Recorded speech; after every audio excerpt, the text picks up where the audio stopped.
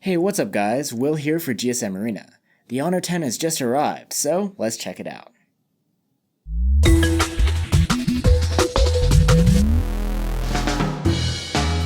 Inside the box, we have the phone in black, a package with a SIM key and a transparent plastic case. Nice.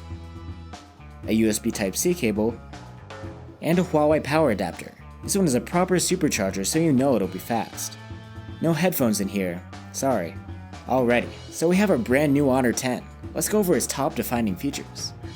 First up, flagship quality build. The Honor 10 is made by Huawei, and it's kind of hard to tell the difference between this and the flagship P20. Both have an IPS LCD display taking up almost the whole front of the phone, complete with a notch at the top. The Honor 10's is 5.84 inches and slightly taller. The Honor 10's fingerprint reader is front mounted. It sits under the glass, so the chin remains totally smooth and unbroken. We will note that storage isn't expandable. The phone can have either 64 or 128 gigs built in. The back is made of glass and is shiny, though our black model is a bit plain looking. There are some snazzier color options available though. Plus, the Honor 10 does have a 3.5mm headphone jack, which is missing on Huawei's flagships.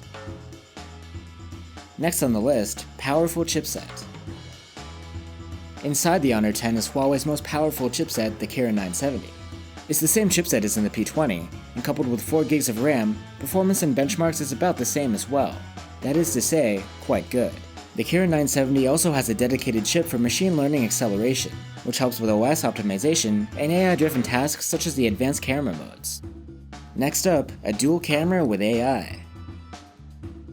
On the back of the Honor 10 is a dual camera setup, with a 16-megapixel color sensor and a 24-megapixel monochrome. The cameras aren't Leica branded like on Huawei flagships, but we took a couple of shots and they looked pretty nice.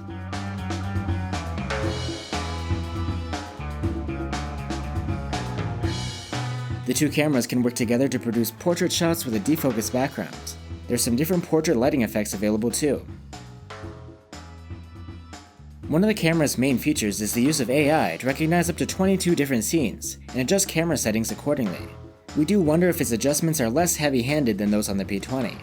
The 24-megapixel selfie cam is the same as on Huawei's flagships. According to Honor, it uses AI to enhance performance in low light. There is no autofocus though.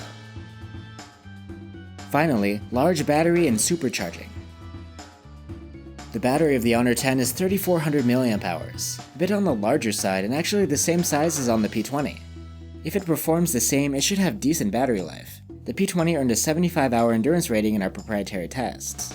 And with the bundled Huawei supercharger, you should be able to charge up lightning fast. Honor claims from 0 to 50% charge in 25 minutes. So there you have it folks. The Honor 10 is looking to be a promising alternative to the P20. Let us know down below if you have any specific questions. Seriously, we do read them all. And we'll answer as many as we can in our full review coming soon. See ya!